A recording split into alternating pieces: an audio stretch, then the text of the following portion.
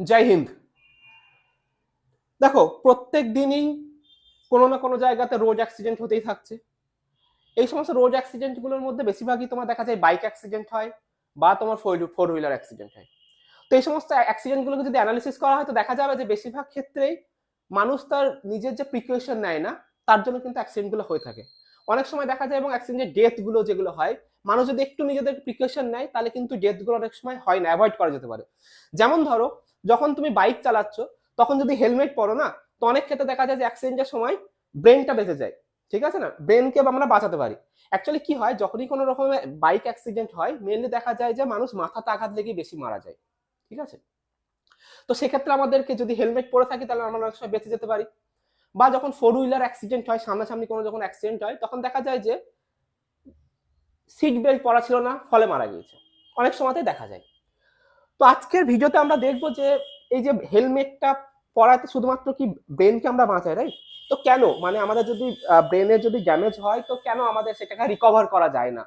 বা যখন আমরা ফোর হুইলার চালানো হয় তখন যদি আমরা সিট বেল্ট পরি তাহলে সেক্ষেত্রে আমরা কিভাবে আমরা বেঁচে যেতে পারি, তার প্রবাবিলিটিটা কিভাবে কতটা থাকে, বা আমরা কিভাবে বেঁচে যাব সেই সম্পর্কে আমরা একটু ডিসকাস করবো আজকে ভিডিওতে। অবভিয়াসলি সেটা কিন্তু আজকে সায়েন্সের মাধ্যমে আমরা দেখে নেবো যে কি কেন কি ড্যামেজ হয়, ব্রেনে যখন ড্যামেজ হয় তখন কি প্রবলেম হয়, বা যখন আমাদের ফোর হুইলার অ্যাক্সিডেন্ট হয় তখন আমাদের কি প্রবলেম হয়, সেগুলো আমরা সাইন্টিফিক ওয়েতে আজকে দেখে নেব। তো প্রথমে আমরা আলোচনা করি তোমার হেলমেটের জন্য। ঠিক আছে, তো বেসিক্যালি কি হয়, দেখো আমাদের মানব শরীর না বিভিন্ন রকমের সেল দ্বারা গঠিত। যেমন তুমি যেমন দেখো হাত পায়ের যে মাসেল রয়েছে এগুলোকে বলা হয় মাসেল সেল। কি বলে? Muscle sell. আমাদের যে হাড্ডি রয়েছে সেটাকে বলা হয় বোন সেল। ঠিক আছে, আমাদের ব্লাড, সেটা হচ্ছে তোমার ব্লাড সেল। এরকম বিভিন্ন ধরনের সেল দ্বারা তৈরি। ঠিক সেরকম আমাদের ব্রেন যেটা রয়েছে, ব্রেনের বেশিরভাগ অংশটাই কিন্তু তোমাদের কি দ্বারা তৈরি? নার্ভ সেল দ্বারা তৈরি। Nerve cell. দেখো এই যে সেলগুলো রয়েছে, এই তিন তিন প্রথম তিনটে সেল টাইপ আর শেষেরটা, এই সেলগুলোর মধ্যে না এই দুটো ক্যাটাগরির মধ্যে কিছু পার্থক্য রয়েছে। কি পার্থক্য রয়েছে? প্রথমকার যে সেলগুলো, সেই সেলগুলো কি করে, যদি কোনো কারণে যদি একটা সেল নষ্ট হয়ে যায় অটোমেটিক্যালি আরেকটা সেল প্রডিউস হতে পারে মানুষের বডিতে। ঠিক আছে, সেল ডিভিশনের থ্রুতে। কারণ একটা সেল আমরা জানি যে মানুষের যে সেলগুলো রয়েছে সেগুলো কি হয়, একটা সেল আরেকটা সেল ডিভিশন হয় এবং নতুন সেল তৈরি হয়। এভাবেই তো মানুষ ছোট থেকে বড় হয়, তাই না? তো প্রত্যেকটা সেলই ডিভিশন হয় এবং আস্তে আস্তে বড় হতে থাকে। ঠিক আছে, নাম্বার বাড়াতে পারে। কিন্তু এই নার্ভ সেল কি করে, নার্ভ সেল কখনো ডিভিশন হয় না, মানে নতুন করে তৈরি হয় না। একটা মানুষ যখন জন্মায় তখন তার ব্রেনে ঠিক যতগুলো নার্ভ সেল থাকে, ধরো কথার কথা বলছি 1,00,000 নার্ভ সেল ছিল যখন তৈরি, মানুষ যখন জন্মিয়েছে। ঠিক আছে, মানুষ যখন ম্যাচিওর হবে, যখন ধরো তার 30 বছর বয়স, তার ঠিক মাথাতে ওই 1,00,000ই তোমার নার্ভ সেল থাকবে। তাহলে এবার বলতে পারতেন মানুষের মাথা বাড়ছে যে, হ্যাঁ, সেলগুলোর সাইজ বড় হয় কিন্তু সেলের সংখ্যা বাড়ে না। বোঝা গেল? তো ঠিক তোমার জন্মের সময়তে যতগুলো সেল ছিল ব্রেনে, নার্ভ সেল, ঠিক ততগুলো নার্ভ সেলই তোমার মৃত্যুর সময়তেও ততগুলো নার্ভ সেলই থাকে, কারণ ওর কি না তোমার নতুন করে তৈরি হয় না। ঠিক আছে, সাইজেই শুধুমাত্র বাড়ে। আর বাকি শরীরের সমস্ত সেল কি হয়, ডিভিশন হয়। ধরো কোনো, ওই জন্য দেখবো না মানুষের শরীরে কোনো জায়গায় যদি কেটে যায় কিছুদিন বাদে দেখবে আস্তে আস্তে আস্তে কাঁটাটা জুড়ে যায়। কেন? নতুন সেল তৈরি করে এবং ওই সেলগুলো কি করে, কাঁচা জায়গাটাকে ভরাট করে দেয়। বোঝা গেল? তো মানুষের বডি, ব্রেন ছাড়া মানুষের যে সমস্ত বডি পার্ট রয়েছে সেই পার্টে যদি কোনো কারণে যদি কোনো ইনজুরি হয় তাহলে সেটা কি হয়, আমাদের বডি অটোমেটিক্যালি সেল ডিভিশনের মাধ্যমে সেটাকে রিপেয়ার করতে পারে। কিন্তু ব্রেন যেহেতু নার্ভ সেল দ্বারা গঠিত আর আমরা জানি যে নার্ভ সেল ডিভিশন হয় না, তো কোনো কারণে যদি নার্ভ সেল ড্যামেজ হয়ে যায় সেটা অ্যাকচুয়ালি পার্মানেন্ট ড্যামেজ, সেটাকে আর কোনো মতেই ঠিক করা যাবে না। বোঝা গেল? তো এখন মানুষের যে ব্রেন রয়েছে সেই ব্রেনের বেশিরভাগটাই কি ছিল, নার্ভ সেল। আর বাই চান্স যদি নার্ভ সেল একবার ইনজিওর হয় সেটা পার্মানেন্ট ইনজিওর হয়ে যাবে। হয় তোমার সে হয়তো এরকম হতে পারে, বেশি বেশি যদি ইনজিওর হয়ে যায় মারাও যেতে পারে।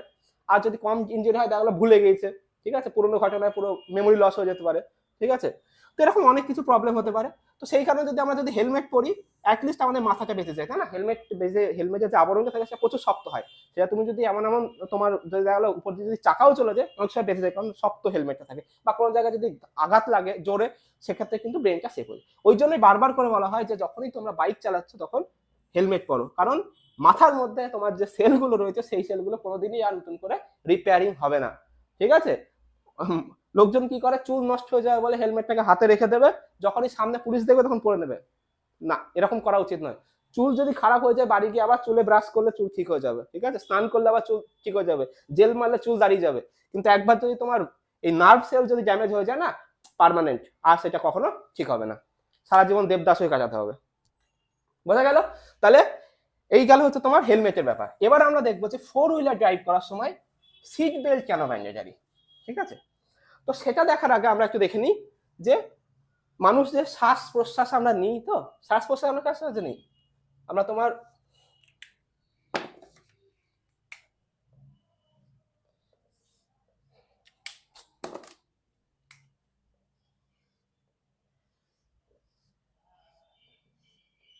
ফুসফুস, তাই তো, চলো একটু ফুসফুস এঁকে নিই।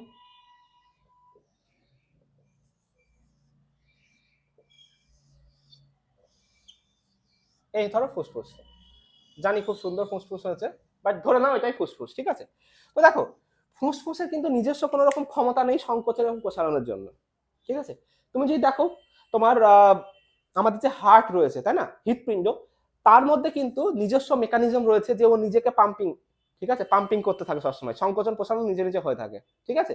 কিন্তু ফুসফুসের ক্ষেত্রে কিন্তু ওরকম কোনো রকম মেকানিজম নেই, ওকে কাউকে প্রেস করতে হয় তবে ওরকম সংকোচন হয়, আবার যখন ছেড়ে দেয় প্রসারণ হয় তখন হাওয়া ঢোকে, কেউ প্রেস করলে তবে এখান থেকে হাওয়া বেরিয়ে যাবে, আবার একে যখন ছেড়ে দেওয়া হবে তখন আবার হাওয়া ঢুকবে। তো গল্প কথা হচ্ছে যে একে সংকোচন এবং প্রসারণ করে কে, ঠিক আছে। একে সংকোচন প্রসারণ করা হচ্ছে তোমার ডায়াফ্রাম। এই স্ট্রাকচারটা অনেকটা বোঝার জন্য তোমাকে অনেকে রিক্সার ওই রিক্সার হর্ন দেখেছো, এরকম প্যাপু, যে প্যাপু গুলো ভেপো যেগুলো বাজে কেমন থাকে, এরকম হয় না। এখানে কি হয়, প্রেস করলে কি হয়, হাওয়া বেরিয়ে যায়, আবার ছেড়ে দিলে কি হয়, হাওয়া ঢোকে।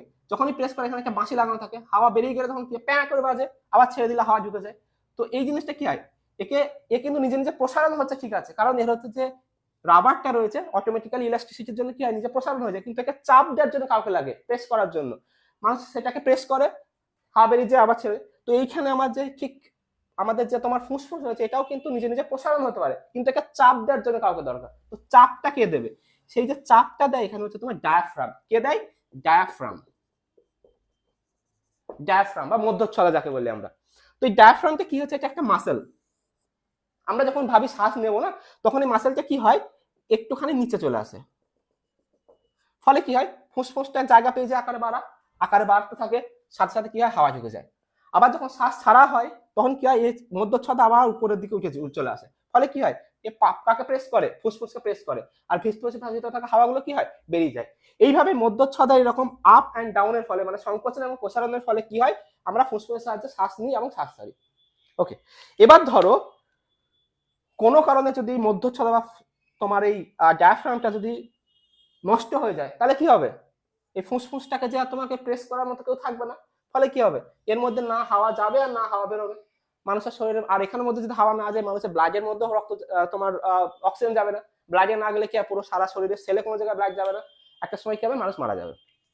তো এবার দেখা যাক যে এই ইয়ের সাথে, কার অ্যাক্সিডেন্টের সাথে এর সম্পর্ক কি, এতক্ষণ যেটা আমরা পড়লাম। তো দেখো,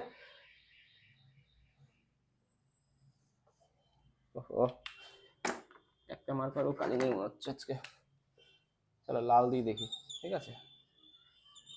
ধরো এটা তোমার ড্রাইভিং করার সিট, ঠিক আছে, এখানে ধরো কেউ একজন বসে আছে, ড্রাইভিং করবে, ঠিক আছে, এখানে হচ্ছে তোমার স্টিয়ারিং, ঠিক আছে, দেখা যাচ্ছে।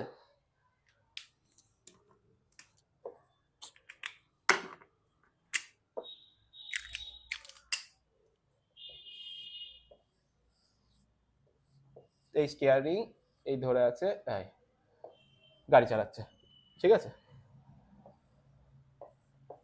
চলো গাড়িকে এঁকে দিই, বাহ দারুন, এসইউভি নাকি, ওকে। তো ধরো এবার যখন গাড়ি চালাচ্ছে তখন কি হয়, ধরো যদি অ্যাক্সিডেন্ট হয়, সাথে সাথে কি হয়, এই যে তোমার স্টিয়ারিং থাকে না, সেটা মানুষের বুকে কি লাগে, আর এই বুকের এখানে কি আছে, এখানেই তোমার আছে সেই মধ্যচ্ছদা। তো কি হয়, অনেক সময় দেখা যায় প্রচন্ড, যেহেতু অ্যাক্সিডেন্ট যখন হয় ফাট করে কি হয়, এ খানিকটা চলে আসে আর এও যে বসে থাকে সেও কি করে, ধাই করে কি এখানে মারে বুকে, লাগে তাই না, এরকম হিলে যাবে তো অ্যাক্সিডেন্ট হয় তাই না, সামনে যখন অ্যাক্সিডেন্ট এরকম হিলে যায়, আর বুকটা কি কোথায় লাগে, স্টিয়ারিং লাগতে পারে, আর স্টিয়ারিং লাগলে কি হয়, ঠিক এই বুকের যে জায়গাটাতে যে তোমার ডায়াফ্রাম আছে সেই ডায়াফ্রামটা কি হয়, ছিঁড়ে যায়, ঠিক আছে। আর যখনই ছিঁড়ে যাবে তখন কি হবে, শ্বাস নিতে পারবে না, সাথে সাথে মারা যাবে। অনেক সময় ওই জন্য রোড অ্যাক্সিডেন্টে দেখতে পাও যে কোনো জায়গায় কোনো রকম ইনজুরি নেই, কোনো জায়গায় রক্ত বেরোয়নি, কিচ্ছু হয়নি, কিন্তু তাও মারা গেছে, কেন, এই তোমার ডায়াফ্রাম বা মধ্যচ্ছদাটা তোমার ছিঁড়ে যায়, ও মাসেলটা নষ্ট হয়ে যায়, ঠিক আছে। তো ওই জন্যই যখন সিট বেল্ট পরা হয় তখন কি হয়, এই সিট বেল্টের একটা স্পেশালিটি রয়েছে কি, একে যদি তুমি হ্যাঁচকা টান মারো না ও বড় হবে না, কিন্তু যদি তুমি আস্তে আস্তে আস্তে টানো ও ঠিক ইলাস্টিকের মতো বড় হবে, কিন্তু হ্যাঁচকা টান হলে লক হয়ে যায়। তো অ্যাক্সিডেন্ট যখন হয় তখন কি হবে, হ্যাঁচকা এরকম আসতে চায়, আর হ্যাঁচকা আসতে গেলে কি হবে, তোমার সিট বেল্টও কাটিয়ে দেবে, ফলে কি হয়, ডায়াফ্রামটা অনেক সময় ইঞ্জুরি হওয়ার হাত থেকে বেঁচে যায়। তো দেখা যায় যে বেশি রোড অ্যাক্সিডেন্টের সময় মানুষের বেঁচে থাকার চান্স বেড়ে যায় অনেক সময়, কারণ কি ডায়াফ্রাম যদি সাথে সাথে নষ্ট হয়ে যায় ও শ্বাস নেওয়া বন্ধ করে দেবে, আর সাথে সাথে অন স্পট ডেথ হয়ে যাবে। কিন্তু বাকি বডির অন্যান্য শরীরে যদি ইনজিওর হয় সেক্ষেত্রে কি হতো, কেটে ছিঁড়ে গেলে বা কোনো হাত পাত ভেঙে গেলে আরামসে সেটা আবার আমরা দেখলাম যে সেল ডিভিশনের মাধ্যমে তৈরি হয়ে যাবে। কিন্তু ইমিডিয়েট এখানে যদি ডায়াফ্রাম ভেঙে নষ্ট হয়ে যায় তাহলে কিন্তু সাথে সাথে স্পট ডেথ হয়ে যাবে। তো সেজন্যই সেফটি নিজের কাছে, প্রিকশন নিজের কাছে, যখনই 4 হুইলার ড্রাইভ করবে তখনই যেন তোমার সিট বেল্ট ম্যান্ডেটারি, বা যখন তুমি বাইক রাইড করছো তখন কিনা হেলমেট ম্যান্ডেটারি, ঠিক আছে। হ্যাঁ, বলা যায় না অন্যান্য অ্যাক্সিডেন্ট আমরা প্রিকশন নেওয়ার ফলেও অনেক সময় তোমার দুর্ঘটনা ঘটে যায়, কিন্তু বাট ঠিক না, অ্যাটলিস্ট আমরা কিন্তু প্রিকশন তো নিতে পারি যাতে করে রোড অ্যাক্সিডেন্টের সময় অ্যাটলিস্ট বেঁচে যেতে পারে মানুষ। জয় হিন্দ, আজ এই পর্যন্তই।